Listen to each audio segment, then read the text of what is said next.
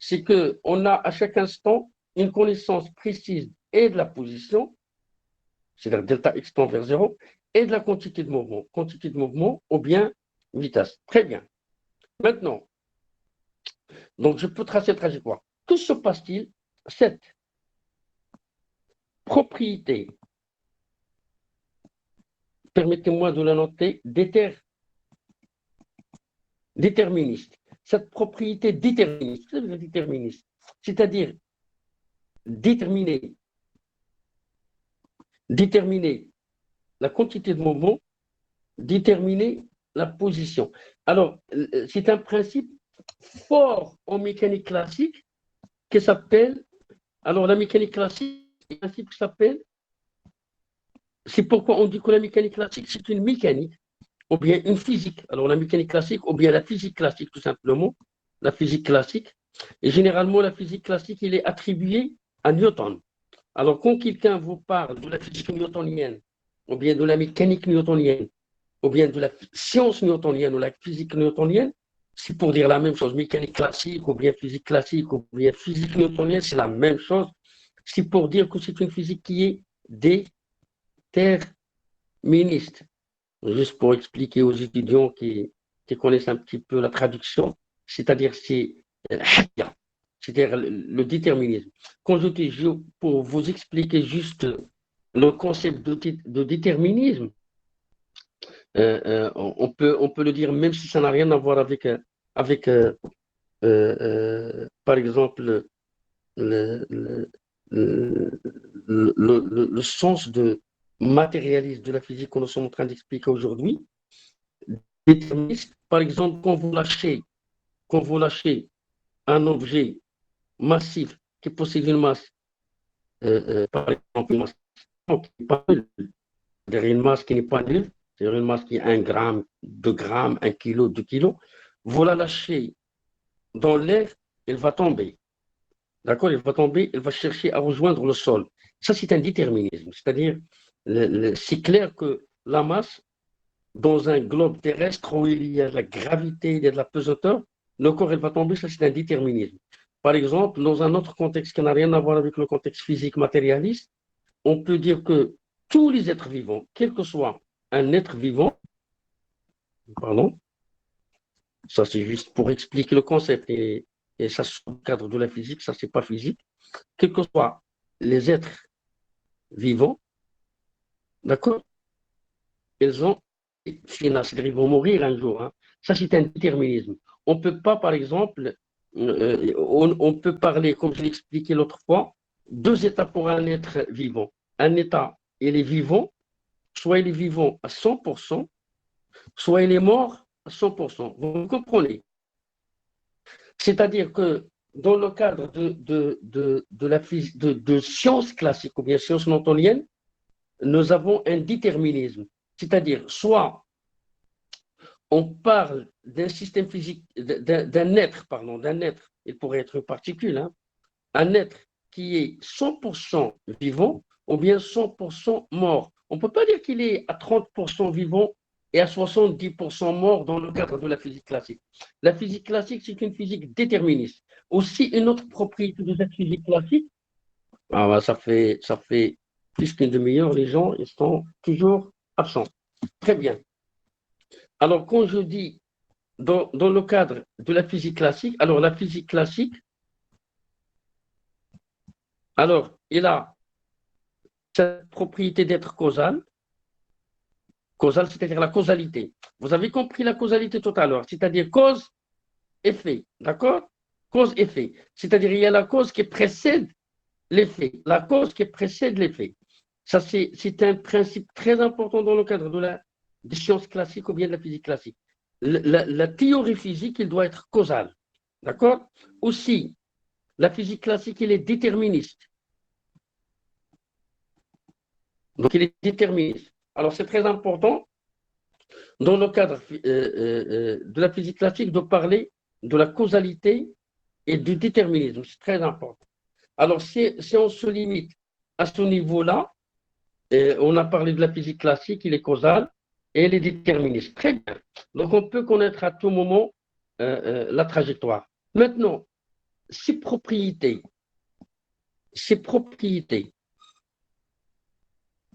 de causalité et de déterminisme.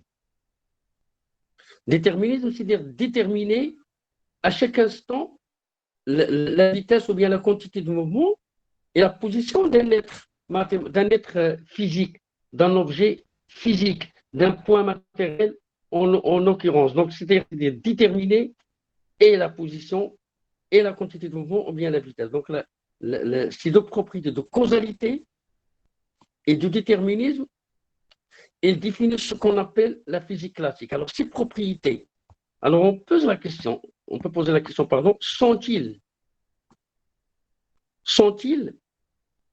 invariantes, quelle que soit l'échelle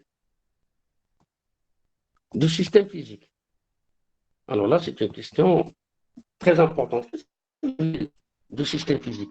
Vous n'êtes pas sans le savoir que quand je parle de l'échelle, ça c'est l'échelle généralement qu'on appelle l'échelle du temps, ça c'est le temps. Donc ça c'est le passé. On peut, entre le passé et le futur,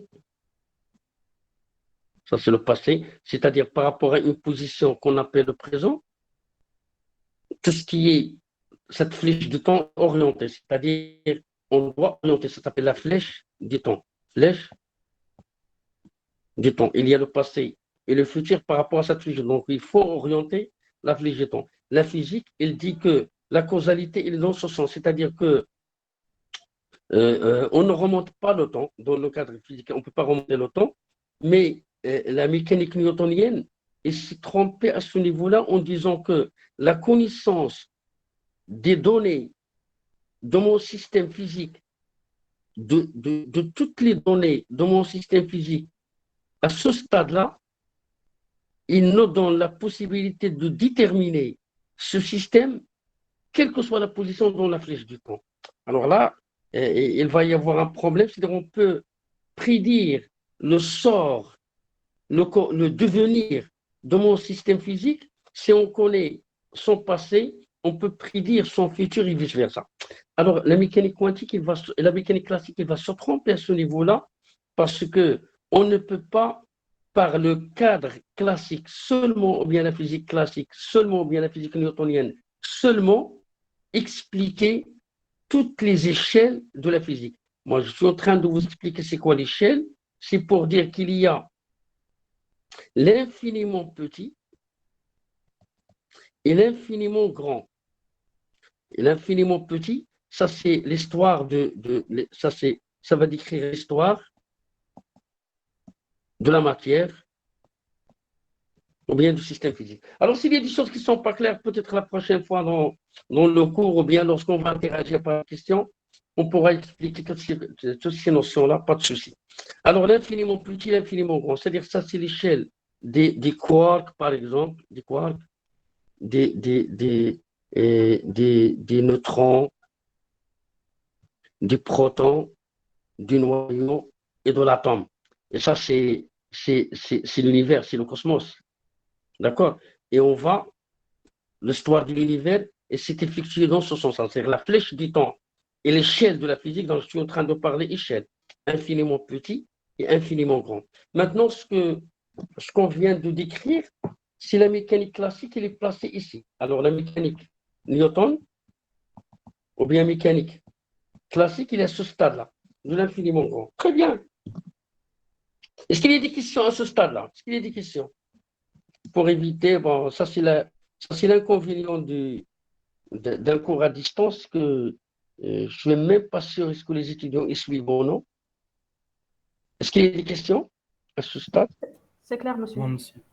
Tout est clair? Il n'y a pas de problème? Non, monsieur, c'est clair. Je continue? Pour moi, c'est bon, monsieur.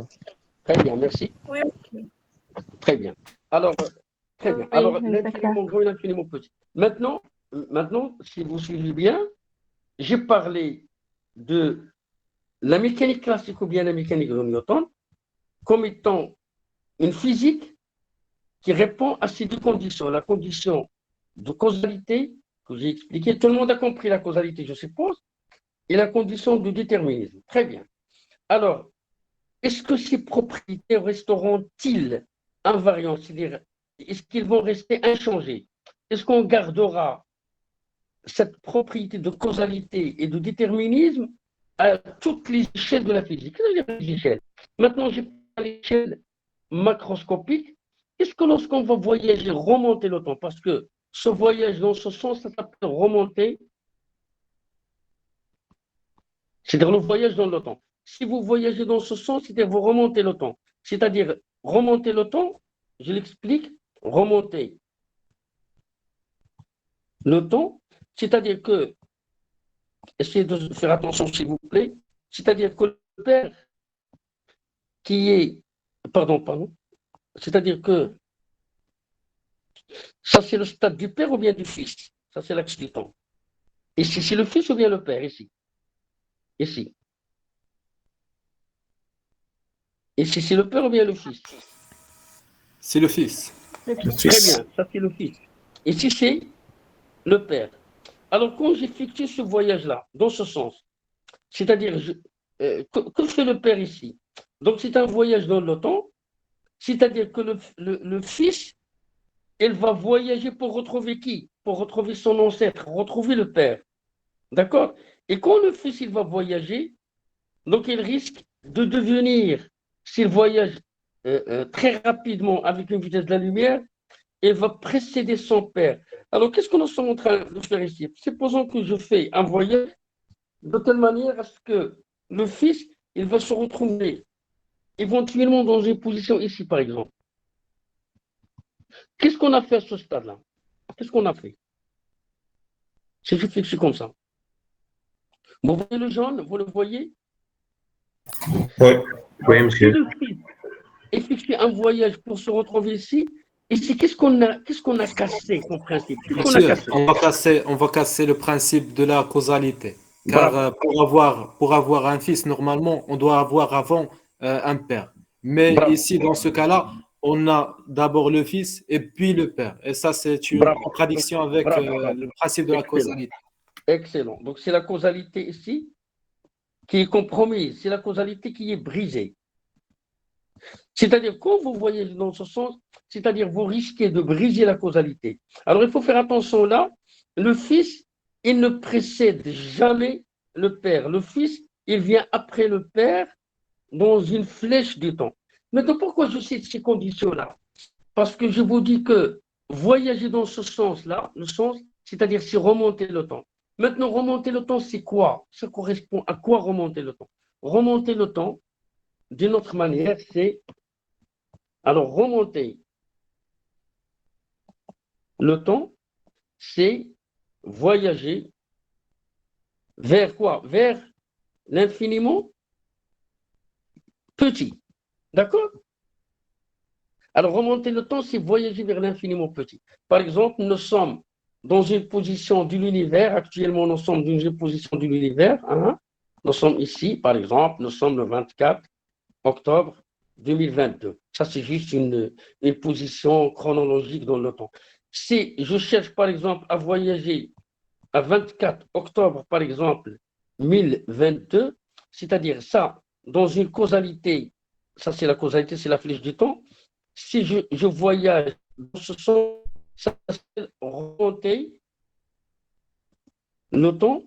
Si, c'est quoi? C'est la réversibilité temporelle ou bien du temps et quoi? Et toléré. S'il est toléré, pas de problème.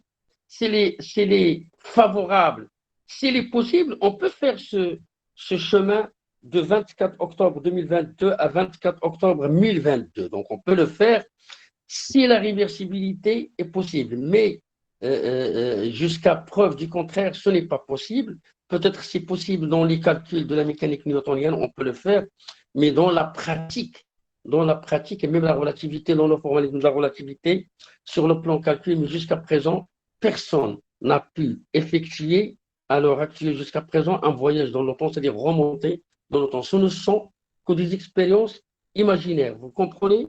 Ce ne sont que des expériences imaginaires. Parce que Voyager dans le temps, c'est-à-dire c'est avoir la possibilité d'aller de notre position. Par exemple, vous imaginez que vous êtes cette mademoiselle ou bien monsieur, vous êtes dans cette position-là, ça c'est votre position. Je m'appelle Saïd ou Karima, je ne sais pas, ou bien Jean-Paul, je ne sais pas. Je suis à cet instant-là, par exemple, 22 octobre 2022, et je cherche à voyager, par exemple, vers mes ancêtres. Quels sont les ancêtres de cet être? Ça, c'est un être, hein? Ça, c'est un être. C'est un être physique, n'est-ce pas? C'est vrai, quelqu'un va me dire, c'est pas seulement un être physique, c'est un être physique et biologique, n'est-ce pas? Oui, monsieur. N'est-ce pas? Oui. C'est un être physique et biologique. Oui, Quels sont les ancêtres de cet être-là? Ce sont les quarks, n'est-ce pas? Les neutrons, les protons, les atomes, c'est-à-dire voyager vers l'infiniment petit ou la population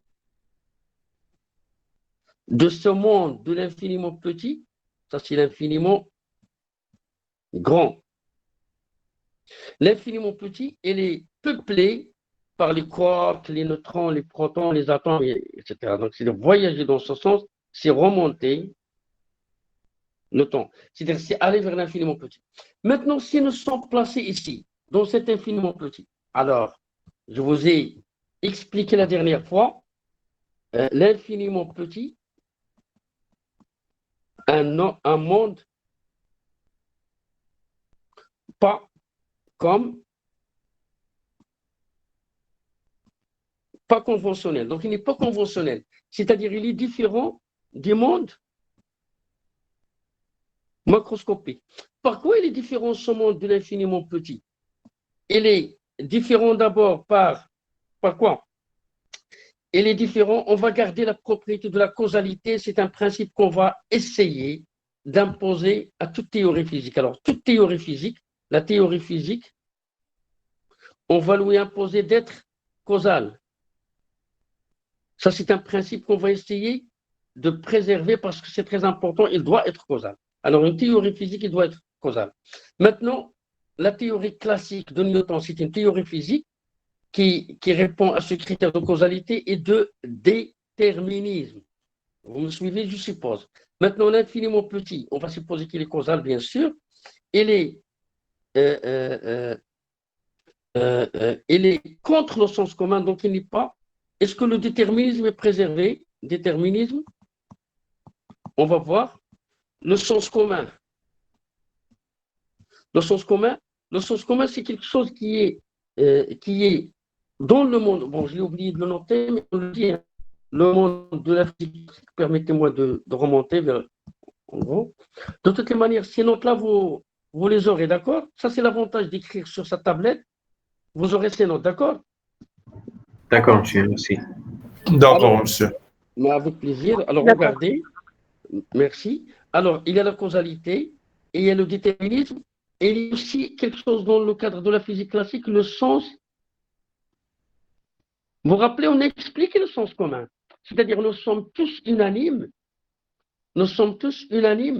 que, par exemple, que cette couleur-là est rouge, celle-là, il est mauve, ainsi de suite. C'est-à-dire, nous avons un référentiel par rapport auquel on peut dire, par exemple, que la couleur, elle est telle, d'accord? Et l'autre, elle est une autre couleur. C'est-à-dire, nous sommes unanimes sur les conventions ou bien le sens commun. Par exemple, tout à l'heure, je parlais de soit je suis vivant à 100% ou bien mort à 100%. Ça, c'est le sens commun. Et on a expliqué aussi le sens commun l'autre fois quand je vous ai posé la question sur la couleur, par exemple, de cette bouteille, de cette petite bouteille, vous vous rappelez, ou bien du stylo bleu, ou bien du stylo vert. C'est-à-dire le sens commun, on a la même convention dans la façon de le définir. D'accord? Mais quand je voyage vers l'infiniment petit, d'accord, il y a ce concept de déterminisme. Est-il préservé? Le sens commun aussi est-il préservé? Alors, la réponse est que non. Alors, le déterminisme, il est cassé et le sens commun, il est cassé. Comment? Qu'est-ce que veut dire le déterminisme, il est cassé? Quelles sont les conséquences du déterminisme cassé, brisé? Qui peut me dire quelles sont les conséquences du déterminisme brisé? Si vous avez très bien suivi le concept de déterminisme dès le départ, À quoi? L'aléatoire. Avec quoi on a fait la correspondance du déterminisme? Avec quoi? La précision. Oui, et autres, et autres. Oui, c'est vrai, avec la précision, mais la précision, elle sera utile pour nous à quel niveau? À quel stade? Déterminer la position et la vitesse. Oui, et pour faire quoi? Pour faire quoi? C'est pour Préciser la connaître notre trajectoire. Très bien, c'est connaître la trajectoire. C'est-à-dire, une position initiale, ce que dit mademoiselle et monsieur, c'est correct. C'est-à-dire, ça va nous donner la précision sur la vitesse et la précision sur la position. D'accord? Et c'est ça qui va nous permettre de déterminer la trajectoire. Alors, ça, c'est le déterminisme, n'est-ce pas? Ça, c'est le déterminisme. Donc, je peux le dire, c'est le déterminisme. Alors, quand je dis que le déterminisme, il est brisé, qu'est-ce que veut dire le déterminisme, il est brisé? C'est-à-dire quoi? C'est-à-dire, Que c'est-à-dire que la causalité est brisée. non, non, ce n'est pas la causalité. Je ne parle pas de causalité à ce niveau-là. Je parle ici de la position de voyager vers une position initiale, vers le final. Ici, on ne dit pas que la position initiale, c'est le passé ou bien le futur. La mécanique newtonienne, elle dit position initiale et position finale. Pour voyager de I vers le F, ça pourrait être le futur vers le passé ou bien le passé vers le futur. La mécanique newtonienne ne fait pas de distinction. Elle a la possibilité de faire le voyage dans tous les sens. Mais c'est l'expérience qui va prouver que la mécanique classique, elle est incapable d'expliquer ce qui se passe à l'échelle infiniment petite. Donc ça, c'est à l'échelle infiniment petite, pardon. Mais à ce niveau-là, il n'y a pas de causalité. Il y a tout simplement un déterminisme. À chaque instant, vous pouvez déterminer et la position et la vitesse, d'accord? Donc à ce niveau, il n'y a pas de causalité. Il y a tout simplement un principe de déterminisme. Dire que le principe de déterminisme est croix bleue, c'est aussi dire que à partir d'une position initiale et une position finale, j'ignore quoi? On ignore quoi? Trajectoire. Très bien. Donc on ignore la trajectoire. Oh là là, qu'est-ce que ça veut dire qu'on ignore la trajectoire? Alors là, je suis dans la mécanique quantique, n'est-ce pas? Et si nous sommes dans le monde, bienvenue dans le monde quantique. C'est-à-dire ignorer la trajectoire. Est-ce que vous trouvez ça normal? Est-ce que vous trouvez ça compatible avec le sens commun? Est-ce que c'est compatible avec le sens commun? C'est-à-dire, je connais que la particule, à l'instant t initial, elle était dans la position x initiale, et à l'instant t final, je la trouve dans la position x finale. Alors, le sens commun, il me dit qu'il doit y avoir un trajet emprunté par la particule pour aller de TI vers TF, n'est-ce pas? Oui, monsieur. Forcément, il y a un trajet. La physique quantique n'est pas contre. Il n'est pas contre cette hypothèse. C'est-à-dire, être là à l'instant TI et être là à l'instant TF, c'est-à-dire forcément, il y a un trajet. La mécanique quantique, il vous dit oui, il y a un trajet, il y a une trajectoire, mais on l'ignore, on ne la connaît pas. C'est-à-dire, elle est quoi? Pardon? Donc, non déterminé. C'est pourquoi on parle ici d'un principe, ce qu'on appelle l'indétermination. Alors, la mécanique quantique, c'est une mécanique de l'indétermination. C'est pourquoi on va parler de l'indétermination. Qu'est-ce que veut dire l'indétermination? Juste pour vous faciliter la tâche et ne pas vous faire perdre dans ces concepts qui ne sont pas des concepts faciles, mais ne sont pas non plus des concepts difficiles. Alors, l'indéterminisme ou bien l'indétermination, donc moi, je la noterai l'indéterminisme, hein, l'indéterminisme, pardon, l'indéterminisme. Alors, l'indéterminisme, c'est quoi? C'est-à-dire, euh, euh, si, si, si la quantité de mouvement, ou bien delta V, c'est la même chose, c'est M, fois delta V. C'est la même chose. Hein. Delta P, c'est 1 fois delta V. Si la position est connue, ça implique quoi? Que delta X, elle tend vers quoi? Alors, qu'est-ce que ça veut dire? Je connais la vitesse, ou bien je connais quel que soit T. Si je connais la vitesse, c'est-à-dire ça, il est précis, n'est-ce pas? Quand je dis ça tend vers 0, il est précis.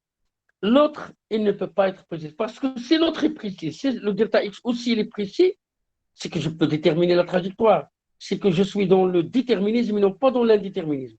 Mais étant donné que je suis à ce stade-là dans l'indéterminisme, parce qu'on ignore la trajectoire empruntée par la particule pour aller de la position initiale vers la position finale, on l'ignore. C'est-à-dire que celle-là, elle doit forcément tendre vers l'infini. D'accord? C'est-à-dire manque de précision. Non, en physique, on dit une quantité qui tend vers l'infini, c'est-à-dire qu'elle n'est pas précise. Et vice-versa. Réciproquement, si delta P chez delta X tend vers 0, ça implique quoi? Que delta P tend vers l'infini. Très bien. C'est-à-dire qu'on ne peut pas connaître alors on dit que dans le cadre, ça on l'appelle mécanique quantique, la trajectoire existe, il n'y a pas de souci. Hein. C'est ça qui va expliquer l'intrication dont j'ai défini l'autre fois, et on va la faire dans notre cours la prochaine fois. Et c'est cette intrication qu'on va définir par la suite et après, qui était à l'origine du prix Nobel, du dernier prix Nobel. Vous êtes au courant? L'intrication, on va l'expliquer. C'est un concept très, très important. Je ne sais pas, est-ce que vous avez préparé le devoir que je vous ai donné la dernière fois? Qui a fait le devoir? La responsable de la classe, qui a fait le devoir? Tout le monde. Tout le monde a fait le devoir. Est-ce que vous l'avez déposé? Oui, monsieur. On m'a déjà donné. Il est où le devoir? Il est où? Avec le responsable de la classe ou non? Oui. Oui, monsieur. Oui, Ah d'accord, donc il est chez mademoiselle, très bien. Alors, merci beaucoup. Alors, la trajectoire, merci Chorok. Alors, la trajectoire existe, mais non déterminé. non déterminée. Pour expliquer c'est quoi non déterminé, c'est-à-dire non connu. C'est-à-dire qu'on ne la connaît pas. Alors ça, c'est bizarre. C'est le premier contact avec la mécanique quantique. Nous sommes en présence d'un domaine où on connaît la position initiale du système physique et on connaît la position finale du système physique, mais on ignore comment le voyage a été effectué de la position initiale vers la position finale. On l'ignore. Et ça, c'est une propriété intrinsèque de la mécanique quantique, c'est-à-dire le trajet. Il n'y a pas de souci, il existe, mais est-ce qu'on le connaît? Est-ce qu'on le détermine? Non, on n'a pas la possibilité de déterminer sa trajectoire. On va matérialiser ça. Alors, un peu de maths, un peu de gymnastique. Alors, qu'est-ce qu'on va faire? Quelle est l'équation? Comment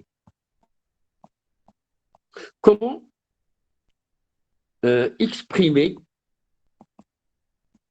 le principe d'indétermination? Ça s'appelle principe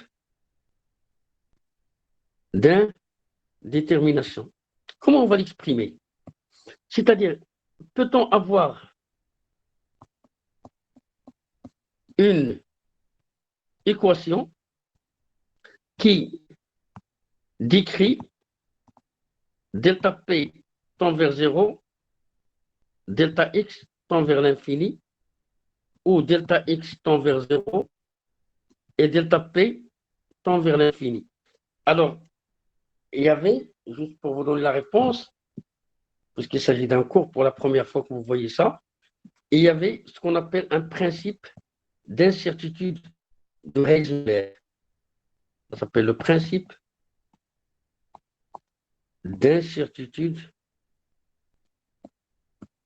de... C'est allemand, hein? Qu'est-ce qu'il dit ce principe d'incertitude de Heisenberg? Il me dit que la marge d'erreur, l'incertitude sur le calcul de la position qui multiplie, ça c'est une multiplication, delta sur P, ça c'est quoi delta X? C'est l'erreur, c'est quoi ça? C'est le calcul d'erreur. L'erreur sur la position. L'erreur sur quoi? Position, voilà. La position. L'erreur dans la détermination de quoi? Dans la détermination de la La position position. Position. de quoi? Du système physique. Physique. Et ça, c'est l'erreur dans la détermination de la quantité Quantité de mouvement du système de physique. mouvement, bravo, du système physique. Alors, qu'est-ce qu'il dit ce principe ça, c'est un produit. Il me dit tout simplement, ça c'est extraordinaire, c'est une forme extraordinaire. Il me dit il est proportionnel à quoi?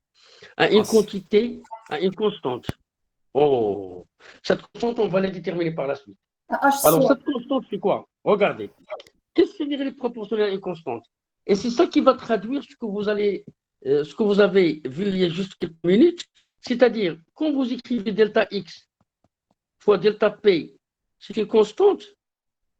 C'est-à-dire que delta X, comment il va s'écrire? C'est proportionnel à la constante sur delta P. Et delta P, il est proportionnel à la constante sur delta X, n'est-ce pas? Qu'en va-t-il se passer? C'est celui-là. Prenons par exemple une seule équation, delta X proportionnel à constante sur delta P. Et c'est la même chose pour l'autre. Ça, nous sommes ici. C'est la même chose aussi pour celle-là. Si celui-là est précis, c'est-à-dire il tend vers 0, que va-t-il se passer pour l'autre? Envers l'infini. Si celui-là tend vers 0, Tend vers l'autre, l'infini. forcément, il va tendre vers l'infini parce que la constante, il n'est pas nulle. Hein. La constante, elle n'est pas nulle. Est-ce que c'est clair? Alors, et du coup, on peut déduire que cette relation, elle est extrêmement importante et c'est parmi les équations fondamentales de la mécanique quantique. Cette équation-là, elle s'appelle le principe d'incertitude de Heisenberg et c'est cette équation qui permet on l'appelle d'abord, c'est une équation d'indétermination. C'est une équation d'indétermination et qui permet de dire tout simplement que si la position est déterminée, la vitesse ou la quantité de mouvement est, comment il est? Si celle-là est déterminée, l'autre, qu'est-ce qu'elle a? Il n'est pas déterminé. Il est Précis. indéterminé. Indéterminé. Qui dit indéterminé, c'est-à-dire ignoré ou non précise. C'est la même chose, d'accord? Ça, c'est l'équivalent du principe d'indéterminisme ou bien l'indéterminisme quantique. Alors, l'indéterminisme quantique, c'est une propriété intrinsèque de tout système physique. J'espère que c'est clair. Et aussi, j'ajouterai juste dans les équations, ça s'appelle les inégalités d'Heisenberg, qui donnent le principe d'incertitude de Heisenberg, c'est-à-dire que delta X, delta P, c'est proportionnel à la constante, et delta E, alors on ne l'a pas fait, mais on peut le faire pour l'énergie et le temps. Alors, mais vous pouvez les définir, c'est aussi une constante. Dans la mécanique quantique, il nous donne ça et ça. Prenons par exemple delta E et delta T. Vous vous rappelez, j'ai parlé de cette quantité avant, on a parlé de ça. Elle fait partie aussi des équations de la mécanique quantique ou bien des principes d'incertitude. Ça signifie quoi, s'il vous plaît? Quand vous prenez delta E fois delta T constante, qu'est-ce que ça veut dire? Delta E tend vers l'infini. Le delta T, elle tend vers quoi? 0. Zéro. Ah! Vous savez comment on interprète ça? Je vous donne juste une lecture de cette équation-là. Ça signifie que, qu'est-ce que ça veut dire? Vous prenez une quantité delta T, comme si vous prenez la quantité temps qui tend vers le zéro, lorsque la quantité énergie, elle tend vers l'infini. Vous suivez, Yak? Oui, monsieur. Ça Oui, signifie quoi? Ça signifie quelque chose d'extraordinaire. C'est-à-dire, T, ça c'est la flèche du temps, c'est-à-dire quand je suis à T tend vers 0, c'est-à-dire je m'approche à l'origine de l'univers. je suis à la position infiniment petite, n'est-ce pas? Parce que de toutes les manières, ces équations-là, ce sont des équations de l'infiniment petit, n'est-ce pas? Quand le t est tend vers 0, c'est-à-dire je suis à l'instant, à la singularité de l'origine du temps de l'univers. Et à ce stade-là, quand le t tend vers 0, l'énergie, comment il est? Elle est grande. C'est pourquoi on appelle ce domaine de l'infiniment petit, c'est le domaine de haute énergie. Et notre monde, actuellement, le monde cosmique, infiniment grand, l'énergie de notre univers, il est grande. Vous savez, l'énergie, il est faible à notre stade. Pourquoi? Parce qu'au stade de l'infiniment petit, lorsque l'univers est infiniment petit, maintenant, lorsque l'univers il est grand, on a un stade ici, ça c'est la dimension de l'univers actuellement. Et ça c'est l'univers infiniment petit. C'est-à-dire, imaginez, c'est juste pour vous expliquer, ça c'est la dimension de l'univers, elle est infiniment petite, et ça c'est la dimension, elle est grande. Comprenez? Ça c'est l'expansion de l'univers, c'est-à-dire il subit une expansion, ça c'est une expansion, l'expansion de l'univers. Qu'est-ce qu'il y a à ce niveau-là?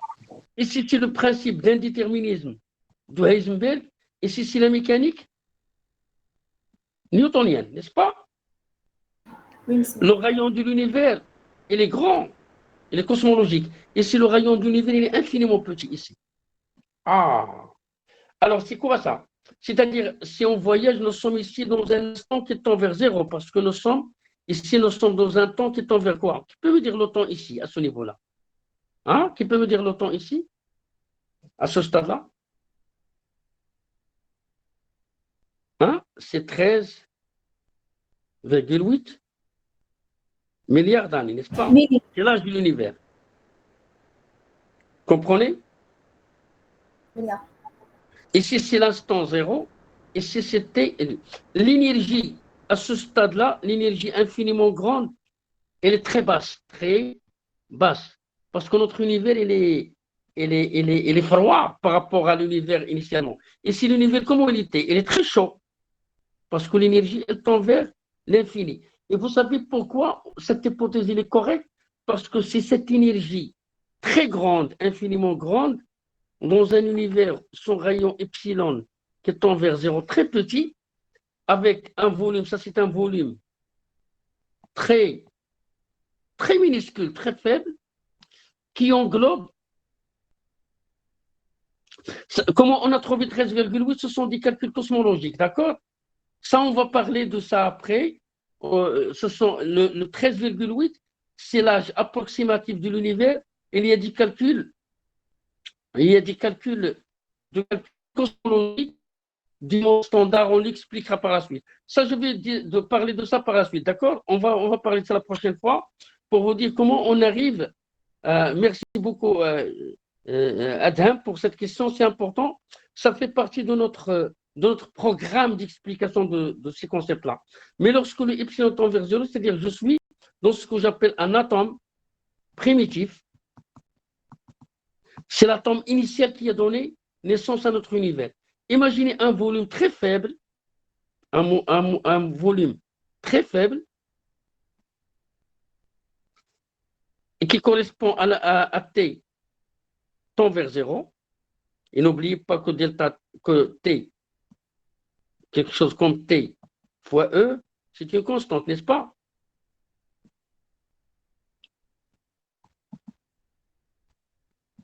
T, ça c'est symbolique, fois E, ça peut être constante. C'est-à-dire quand celui-là est faible, l'autre est grand. Quand celui-là est grand, celui-là est faible. Très bien. Alors, quand vous prenez, vous arrivez à suivre, même si j'écris de cette manière, pas de problème? C'est bon. Oui, monsieur, pas de souci. Alors, d'accord, très bien. Quand le volume est très faible, donc nous avons ici un volume très faible. Et dans ce volume qui est très faible, on va faire pénétrer une énergie infiniment grande. Vous savez, comme si vous essayez, par exemple, d'introduire l'université Ibn Tufayl dans un volume, par exemple, d'une orange. Vous comprenez? Est-ce que vous pouvez, par exemple, contracter contracter toute l'université de notre file, par exemple, ça c'est juste un exemple, avec sa dimension gigantesque, vous essayez de l'introduire dans un volume très, très, très faible. Vous me comprenez, n'est-ce pas? Oui, monsieur. Que va-t-il se passer à ce petit volume infiniment petit, correspondant à T0, T égale à temps vers 0, qui contient une énergie grande? Il va subir ce qu'on appelle quoi? Une Explosion. Très bien. C'est ce qu'on appelle le Big. Big Bang. Bravo. C'est ça le scénario du Big Bang. Monsieur. C'est-à-dire que l'univers, que le volume de l'univers, il était infiniment petit, au point que ce volume, qui est infiniment petit, il n'a pas pu supporter cette quantité infiniment grande de l'énergie.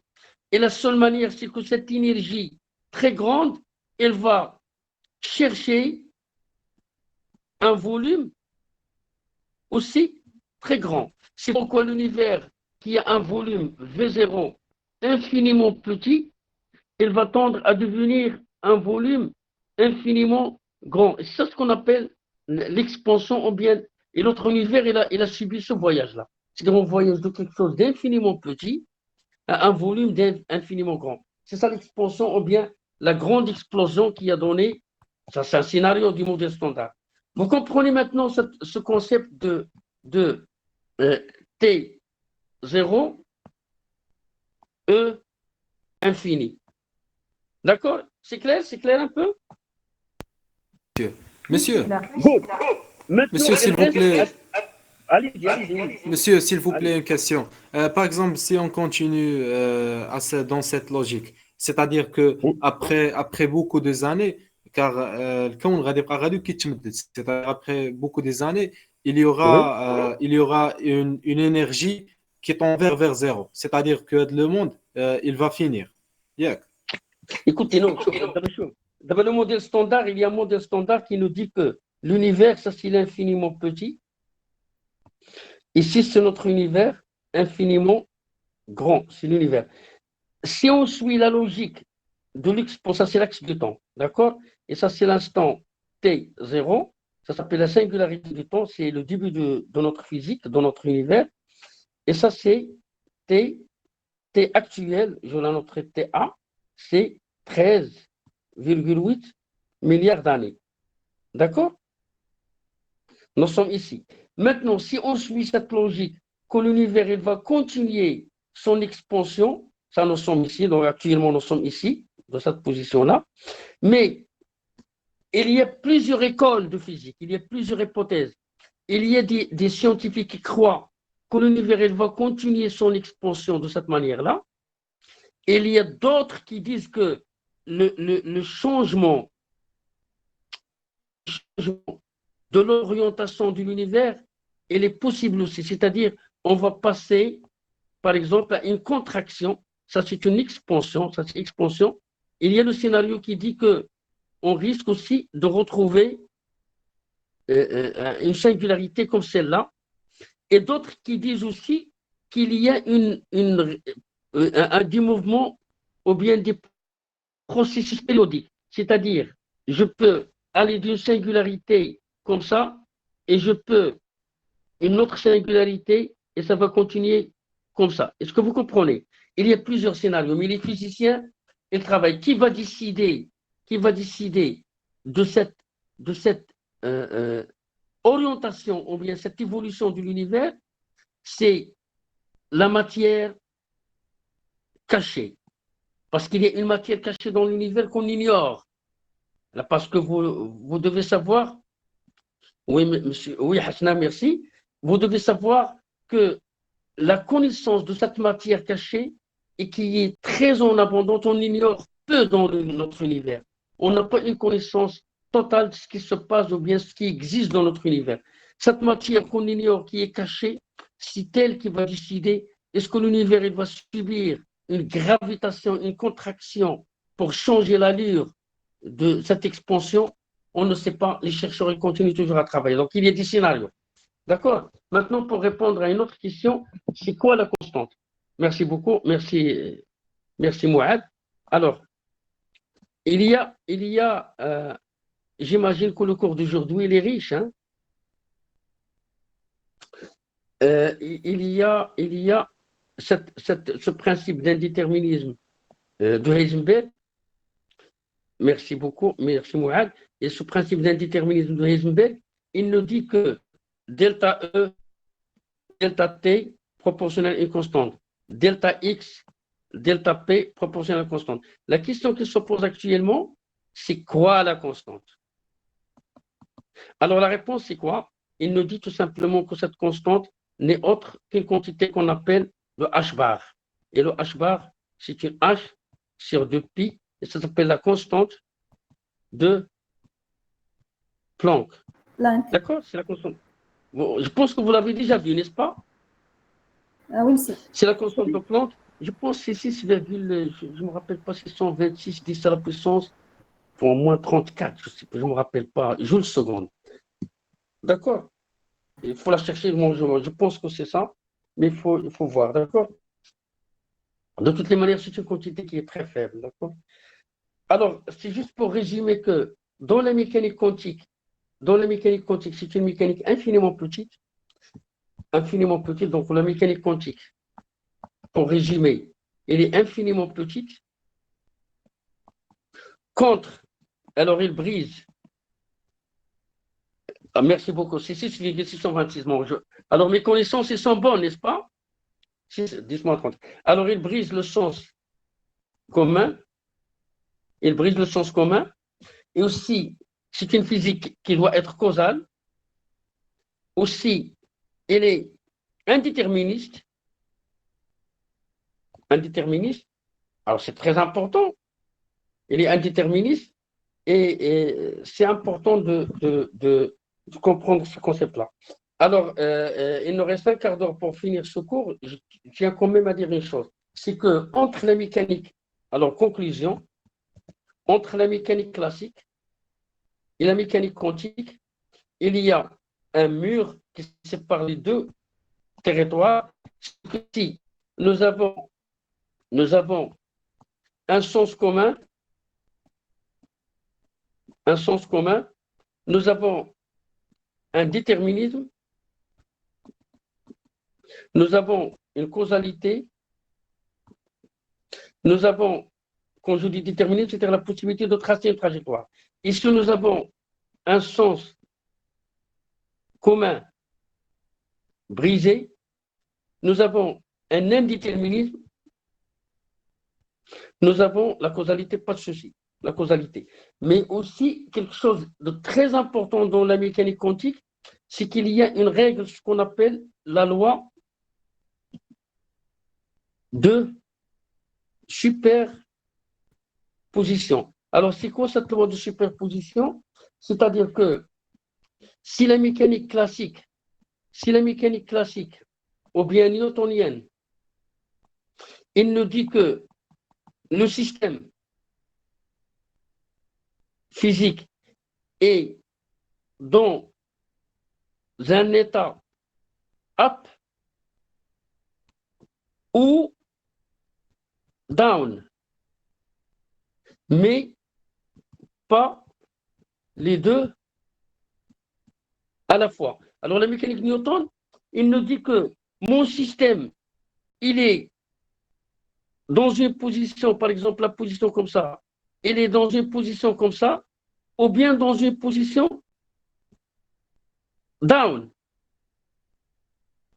Ou, d'accord, mais pas les deux. Mais la mécanique quantique, il me dit que la particule, l'état de la particule, il y a un pourcentage alpha d'être dans la position down et une probabilité bêta d'être dans la position up. Vous comprenez? C'est-à-dire, c'est la probabilité d'être down et ça, c'est la probabilité d'être up. C'est-à-dire, et la densité de probabilité, c'est alpha carré. Ça, c'est la densité de proba. Permettez-moi d'écrire alpha. Je sais que j'ai accéléré aujourd'hui, mais j'espère que c'était tellement enchaîné que je ne m'attendais pas à faire ça. Franchement, j'ai juste dit, voilà, je vais commencer quelque chose et après, je vais faire les slides. Mais j'ai toujours cette habitude, quand je commence quelque chose, je me trouve avec une autre démarche complètement différente de ce que j'avais prévu de faire avant. Parce que j'avais des slides à vous présenter et rapidement, après 1 heure et demie, je me suis trouvé dans cette présentation spontanée de cette manière-là. J'espère que c'était clair, hein, donc j'espère que c'est bien. Alors, cette densité de probabilité, ça c'est la densité de probabilité de trouver. Merci beaucoup. Merci beaucoup, c'est gentil. Alors, la probabilité de trouver la particule, le alpha, c'est la probabilité de trouver la particule dans la position down. Et le bêta, c'est la densité de probabilité de la trouver dans la position up. C'est-à-dire, c'est la même chose de dire que la superposition, c'est ça le principe de superposition. C'est-à-dire que, et ça, on ne la trouve pas, cette propriété dans la mécanique classique. C'est-à-dire, c'est la possibilité de trouver la particule, par exemple, dans un état vivant, et aussi la probabilité de le trouver aussi dans l'état mort. C'est-à-dire, on rassemble les deux paradoxes dans le même état. C'est-à-dire qu'un chat, bon, par exemple, le chat de Schrödinger, ça c'est un chat. Un chat, il a une probabilité d'être vivant et mort en même temps. Ça, c'est l'indéterminisme. C'est l'imprécision. Et la mécanique quantique, la mécanique quantique, vous devez juste fixer une chose, c'est que c'est une mécanique probabiliste. Alors, je préfère m'arrêter à ce niveau-là. J'espère que c'était un petit peu clair. Peut-être par la suite, Inch'Allah, donc dans les cours qui vont venir par la suite, on va essayer de détailler plus. Oui, Chorok, donc je vais partager immédiatement avec vous ce cours-là. Je vais le noter devant vous. Cours. C'est la 4e séance ou bien la 3e? C'est La troisième. Je pense que c'est pas la 4e. Je pense aussi c'est la 4e. Vous vous rappelez, on a fait une séance dans la salle de l'autre côté, et 2 séances dans la salle 14. Oui, exactement. Oui, Oui, c'est la 4e. Ah oui. Je suis vieux, mais j'ai les choses fraîches. Hein. Alors, c'est la 4e séance. Alors, c'est le cours 4. Cours 4. Donc, on va juste noter. Nous sommes le 24 octobre 2022. Très bien. C'est le cours 4. Donc, on va juste pour noter, il est à distance. C'est bien de faire les choses comme ça parce qu'on mémorise les choses correctement, n'est-ce pas? Alors, ça, c'est le cours. Good. Alors, je vais le partager. Donc, vous l'aurez dans le groupe. Hein, d'accord? D'accord, Bon, merci. Monsieur, c'était un plaisir de faire ce voyage ensemble. Merci, monsieur. Donc, reposez-vous plaisir bien. est Donc, on n'a pas.